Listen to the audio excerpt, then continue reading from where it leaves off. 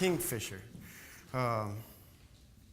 For the grizzly, the gentle giant of the north. That piece was written in 1997 when I was in Missoula, Montana for a few years. And while living there, the beasts of the wilderness were an ever-present daily existence in our human lives. And that's a very interesting feeling to read in the paper when someone gets attacked by a grizzly bear or a mountain lion, or there's sightings. And to have that there, it really gave me a deeper respect, for our vulnerability as human beings. To know that we live in this society separated from nature and wilderness and the wild, but yet it is there, and it is always there. And if we leave our homes and our cities, that's many times a very scary feeling, and there is death there. But there is also great life. And it developed a wonderful respect for those majestic creatures who rule the mountains. And so that piece was dedicated to the grizzly bear. This next piece was written last summer when I had another very wonderful experience of being exposed to grizzly bears. I did a composer's field seminar and residency in Alaska, in Denali National Park. And it was a very specific program about analyzing the sounds of nature and harnessing musical ideas from those sounds and energy and the acoustics of the soundscape. And that's such an interesting concept, and we would sit on a hillside, on a mountainside, and observe this great valley stretching across the Alaskan tundra, and listen. And pretty soon, you hear music. And the idea of what is sound, where does it come from?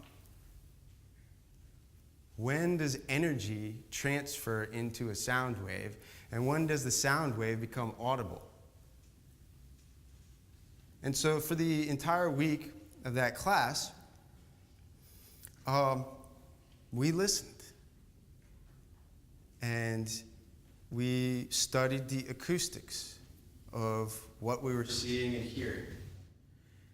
And so I was composing, and I was thinking of how or what theme I wanted for this, this composition of all the sounds I was hearing and writing on paper.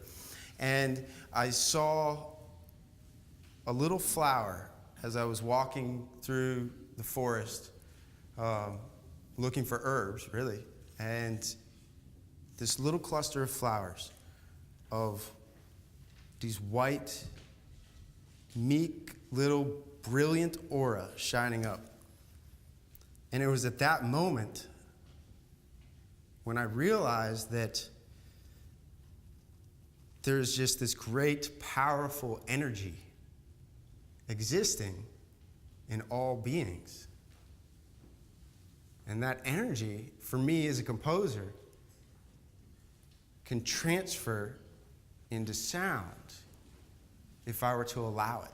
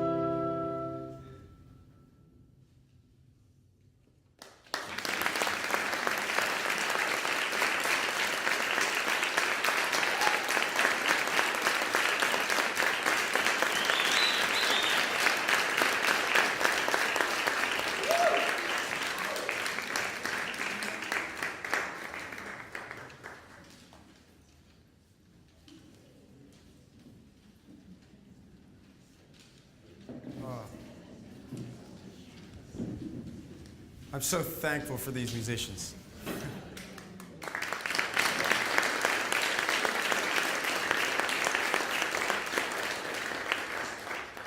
Very thankful. This next piece, did everyone get a program? If you didn't get a program, I encourage you to get a program when you leave and read through them. This next piece, Elegy for the Earth. I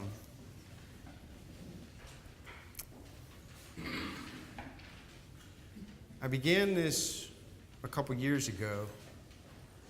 I took a composing retreat in a way. I didn't really look at it that way because it was the first time I had done something like that. I was feeling a great need to reconnect with our earth and the wilderness as a living society. And so I went to the Cohutta Wilderness area for a week in North Georgia. It is a wonderful wilderness area, up between Blue Ridge and Dahlonega. And I spent some time there before I even meditated, before I even came to the Shambhala Center. And I began to miss the earth. And I experienced an openness that I hadn't felt for a while.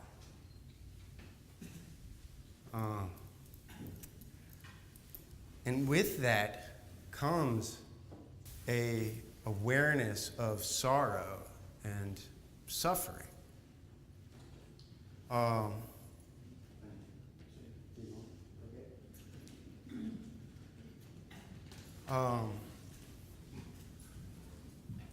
And so I began to develop this reconnection in a way where I was seeing the wonders of our planet and our existence within this earth from a feeling of sorrowful compassion, that sense of feeling of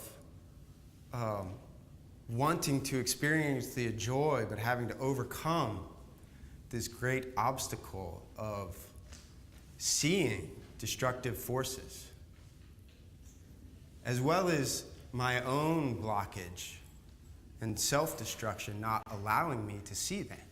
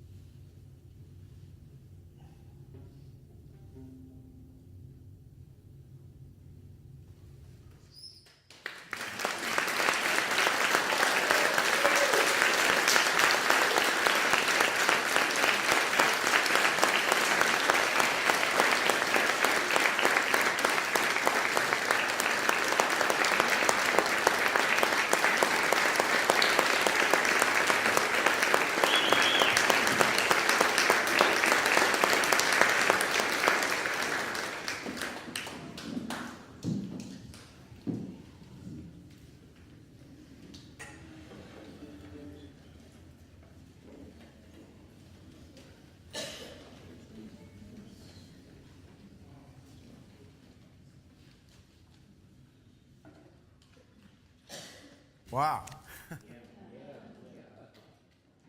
Oh, thank you. But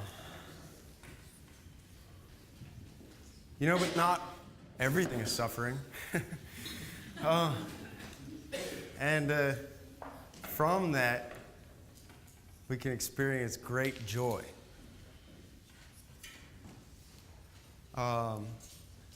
This next piece, the next two pieces, I am actually very excited about because they are actual world premieres. They were written this year for this concert. Yeah, so I'm very happy and very thankful that this is happening.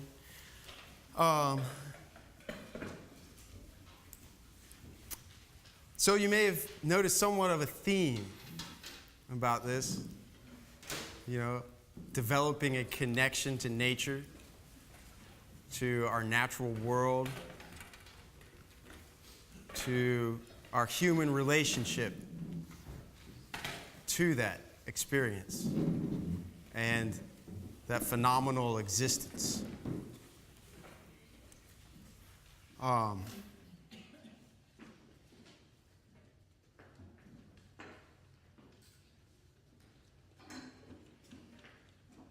I'm reminded of a conversation I had with a friend and new colleague the other day, maybe about a week ago, and I was telling her about this concert and what it was about, really, and the idea of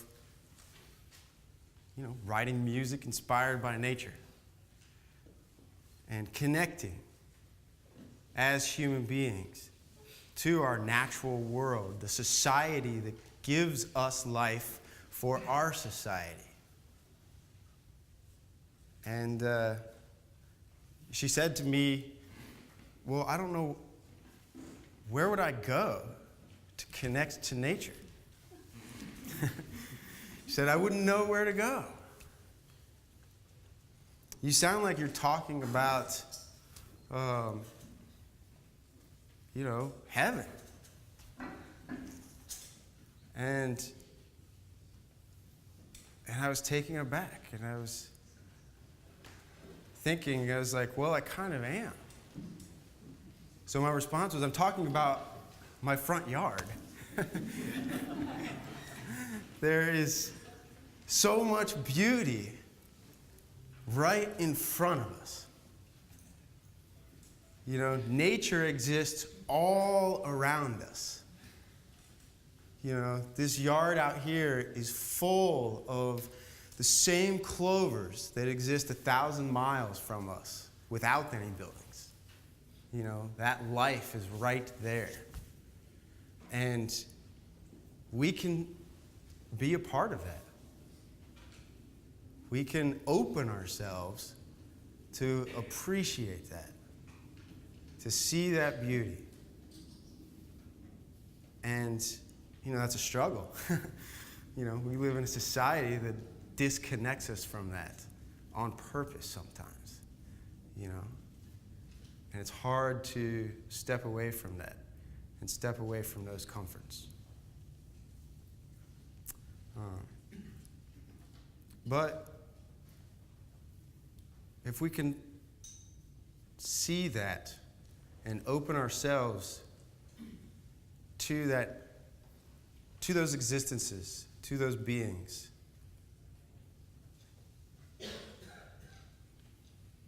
to those plants and that soil and those insects and those animals and our entire earth and our atmosphere and our sun and our moon, everything. It is all working together. And what we do is part of that because we are here. And so this next piece, Viola sororia, the common blue violet, the birth flower of February, was really a meditation on how to appreciate what is right at my feet.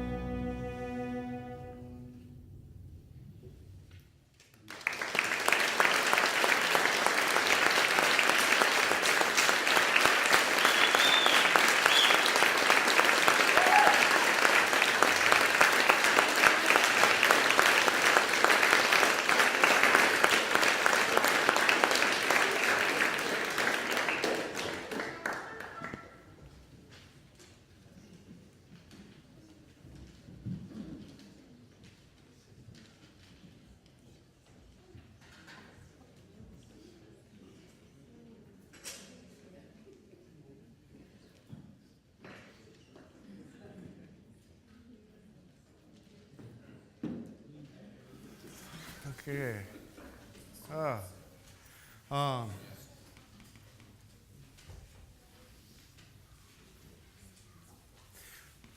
This last piece on the concert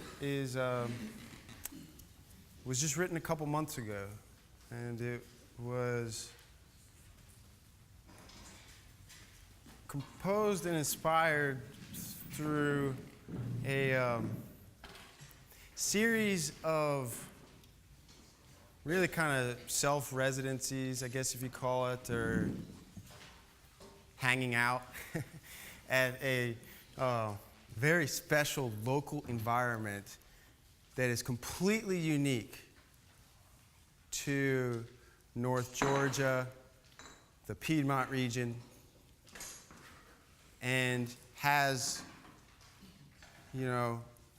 plants and little ecosystems that don't exist anywhere else in the world. And they are so unified with their environment that it's a very symbiotic relationship, so much so that they can't live without one another. Everything they do is done because of where they are and what they are giving and what they are receiving. And this place is the Davidson-Arabia Mountain Preserve, which is a granite rock outcropping, part of the Stone Mountain vein and this really larger Piedmont vein. And it's a place that not many people know about, but it is a place of amazing wonderment. My friend Robbie Astrove, who is here, is the ranger there.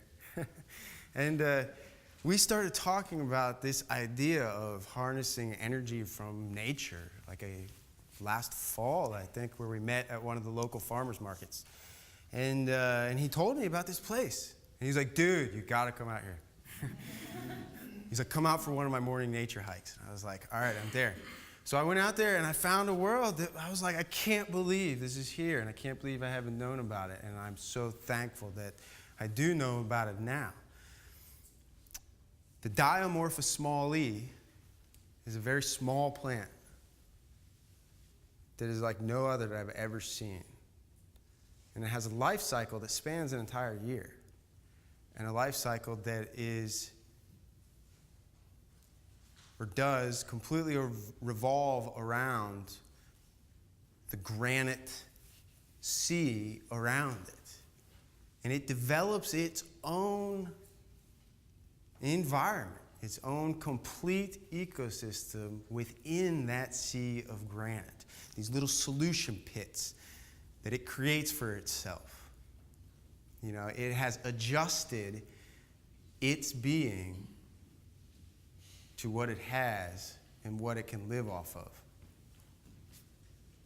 And I went out there specifically at the different life cycles so I could see it from the seed pods in the fall when it was dry from the summertime to its growth into these beautiful red bulbous plants, that cover these little areas like a carpet, and to its full bloom of these little white flowers speckling, this red blanket, to where it is now, back to its seed pods. And sitting out there, I felt some warmth from those red little domes. This next piece is Diamorphous small e.